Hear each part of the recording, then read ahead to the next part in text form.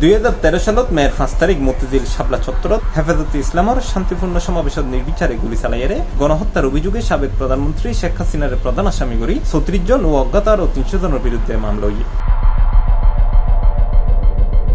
রবিবার আগস্টের 18 তারিখ ঢাকার মেট্রোপলিটন ম্যাজিস্ট্রেট জাকিয়া আল ফারাবির আদালতত মামলার আবেদন করছে বাংলাদেশ পিপলস পার্টি বিপিপির চেয়ারম্যান বাবুল সরদার চাকারি। এ সময় আদালত বাদীর জবানবন্দি গ্রহণ করছে এবং মতিঝিল থানার ভারপ্রাপ্ত কর্মকর্তারা অভিযোগের বিষয়ে তদন্ত করতে প্রতিবেদন দাখিলের নির্দেশ দিয়ে।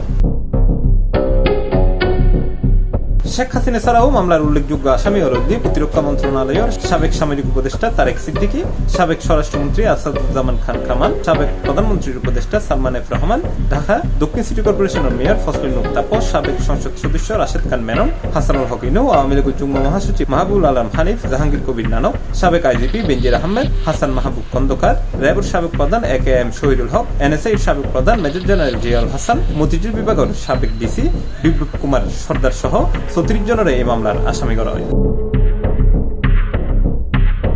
এই লইয়ে শেখ হাসিনার বিরুদ্ধে দেশের বিভিন্ন স্থানত 11 মামলা হয়েছে, যার মধ্যে 8 হত্যা, উগ্র অপহরণ এবং 2 মানবতা বিরোধী অপরাধ ও গণহত্যার অভিযোগ আছে।